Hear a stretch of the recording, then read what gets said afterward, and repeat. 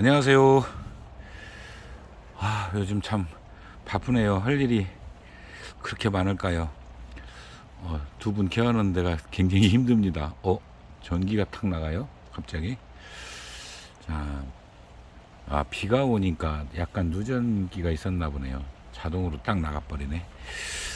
자, 이번 시간에는 제가 한 23일 날이든가요. 제가 나이트로자임, 그리고 하이퍼넥스 이렇게 혼합해서 활력제 겸 비료를 투입하는 거를 아마 그때쯤 관리표에 나와 있었을 겁니다.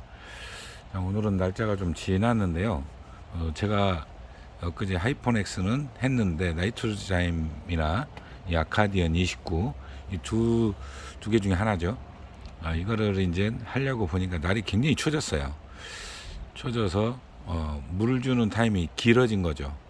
추워져서 이거를 하지 않는 게 아니라 아직 수분이 충분히 좀 증발이 어느 정도 돼줘야 되는데 습도는 높고 비가 오니까 온도가 낮으니까 당연히 이제 습도는 높아지고 비도 오고 그러니까 이제 잘 안 마르죠. 이제 그래서 조금 딜레이를 하는 건데요. 자, 이 두 가지를 제가 이제 얘기를 드리는 이유가 바로 이제 이 나이트로자임하고 이거는 이제 직수입품으로 알고 있습니다. 해조 추출물이고, 그리고 이 효과는 오래전부터 써보신 분들은 잘 아십니다. 그런데 이제 아카디언 29라는 건 뭐냐? 이게 전번에도 한번 소개는 해드렸었습니다. 똑같은 내용 물질로 알고 있습니다. 그러니까 이거는 수입을 해서 국내에서 이제 따로 여기에 맞게 뭐 희석 비율을 한다든가 아니면은 뭐 어떤 다른 첨가가 있는지는 모르겠어요. 이제 그건 나름 그쪽에 어떤 기술적인 노하우가 있을 거니까 그건 모르지만 주 성분은 같은 걸로 해조 추출물로 이렇게 알고 있습니다. 그러다 보니까 그 두 가지를 가지고 효과 분석을 보면은 거의 같아요. 그래서 같은 걸로 보고 있고요. 근데 그럼 왜 그럼 이게 말씀을 드리느냐? 나이트로자임은 227ml로 되어 있고, 이 아카디언은 이제 몇 가지가 있는데 그중에 이와 유사한 게 250ml짜리가 있어요. 이 앞에 보이는 것이 바로 이게 250ml인가 그럴 겁니다.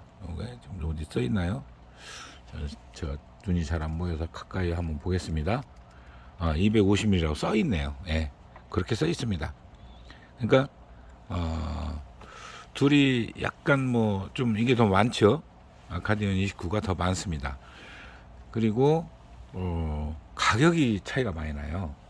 가격이 나이트로자임이 한때 5만 원까지 갔는데 지금 얼마 하는지 모르겠어요. 그러니까 4만 5천 원에서 5만 원 선 정도 할 겁니다. 반면에 아카디언 29 이게 250ml짜리는 2만 원 정도 하는 것 같아요. 2만 원 좀 넘을라나요? 이제 또 잘 팔리면 올립니다.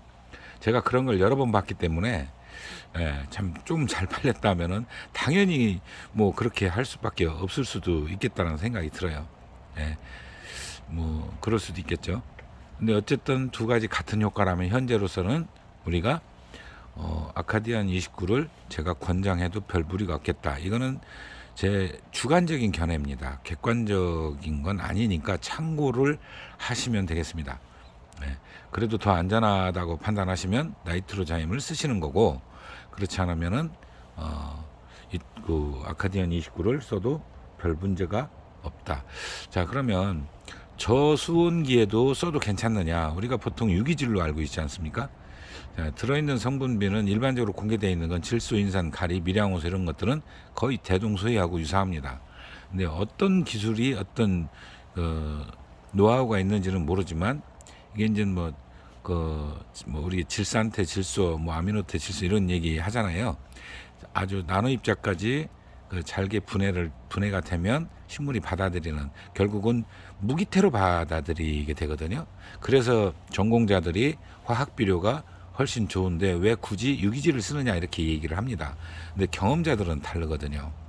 면역력이 훨씬 더 높아지고, 그리고 강건하게 크는 게 달라진다, 튼튼하다, 이 얘기는 중론이에요. 거의 이걸 써보신 분들, 특히 1, 2년 갖고는 그 얘기 못 합니다. 10년 내지 20년 써본 분들이 같은 된 의견을 내고 있거든요. 그래서 유기질에 대한, 그리고 우리나라 난초 1세대 분들도 역시 그렇게 유기질 비료를 그 냄새나는 옛날 현기성 발효 아시죠? 물속에 깻묵, 골분, 그리고 이게 뭡니까? 그 뭐 계란 껍질, 또 하여튼 몇 가지를 넣고 썩히는데 5년 썩히거든요. 그거 한번 엎질러도 몸에 닿으면요, 그 옷 버려야 돼요. 예, 비행기 덮은 사건도 여러분 언젠가 소개 내가 해드렸나는 모르겠는데 그 사건도 있었어요. 그런 정도로 그렇게 그 당시 유기질 비료를 쓰셨어요. 다. 네, 확실히 잘 자랐다는 거거든요. 자, 그런데 지금은 유기질 비료 다 우리가 그 호기성 발효를 해가지고 냄새도 거의 안 납니다. 좀 나야 간장 냄새 정도 나죠. 예, 그런 정도 나고 그 효과도 그 전에 쓴 것보다 훨씬 나요. 그 전에 현기성 발효를 했던 것들은 조금 배열 오버되면은 곧바로 어떤 일이 벌어지냐면 난초가 고사를 했어요. 근데 지금은 거의 안 그렇거든요. 예, 배열만 잘 지키면 큰 탈, 물론 두 가지 다 똑같겠지만, 그리고 그거를 주고 난 다음에 물을 줘야 돼요. 그때 화분에서 냄새가 많이 났었습니다. 이런 기억들이 있습니다. 저도 어렸을 때 이제 저희 아버지께서 만들어 주시면 그걸 썼었기 때문에. 예. 자, 그리고 이 면역력을 높이는데 그만큼 효과가 있기도 하고요. 그리고 또 이거는 혼용이 가능하다고 그럽니다. 아카디언 29나 나이트로자임에 대해서는 경험자에서 나왔던 거고요. 아카디언 29는 그걸 직접 보면은 설명서에 좀 나와 있어요. 살균제나 살충제를 같이 섞어서 사용해도 괜찮다라고 되어 있습니다. 그러니까 이제 토양해 주는 조건으로만 얘기했기 때문에 실제로 그런데 토양에다 준다는 건 식물이 있는 상태로 주는 걸 이야기를 하는 거죠. 구분해서 얘기를 하지는 않았습니다. 그렇게 되어 있는 거고, 그렇기 때문에 이거는 원칙이 이제 토양 관주 이렇게 나왔어요. 그래서 여기 보면은 뭐 토양 관주 연면 12도 있습니다. 분명히 여기에 써 있죠. 이렇게 써 있고, 그래서 뭐 생장 초기와 뭐 열악한 환경에 토양 관주를 뭐 이렇게 쭉 써 있어요. 연면 살포도 가능하고 토양 관주도 가능하다 돼 있습니다. 그만큼 뭐 효과에 대해서 얘기를 한 거죠.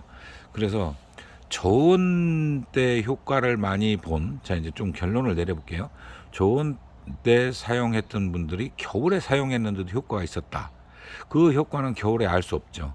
그게 언제 나타나냐면 생장기 때 나타나더라, 이렇게 얘기를 했거든요. 그래서 좋은 기 때는 우리가 이제 소위 한겨울에는 받아들이지를 않기 때문에 거기에 축적이 돼 있다가 이제 받아들일 때, 우리가 이제 빨아들인다 그러죠.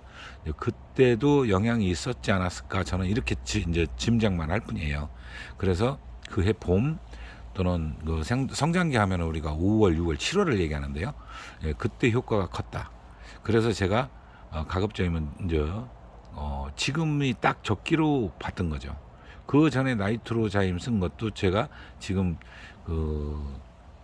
관리표에 올려놓은 것과 내용이 거의 대동소이합니다. 예, 조금 뭐 차이는 있는데 그렇게 해서 더 안전하게 제가 트리코 그거를 주고 난 다음에 줬을 때가 훨씬 더 효과가 있었다라는 말씀도 드렸고, 그래서 이제 유기질 비료 중에는 우리가 좀 비교적 안전하다 하면 바로 요 앞에 보이는 것과, 그리고 또 일본에서 들여온 고전식물하고 동양란, 그리고 국내 또 전비였던가요? 국내도 몇 개 있어요. 그런 거. 참 오래 써도 별 탈이 없었던 것들을 제가 소개하면서 오늘은 나이트로자임에 대한 관련된 얘기를 했고, 자, 지금 예를 들어 온도가 급격히 갑자기 어제까지 20몇 도였는데 오늘 12도예요. 그러면 요때 써도 무방하다, 괜찮다, 그걸 말씀을 드리고자 이렇게 이제 제가 병충해 관련 쭉 얘기하면서 중간에 하나를 추가를 하게 됐습니다. 자, 또 다음 시간에 뵙도록 하겠습니다. 감사합니다.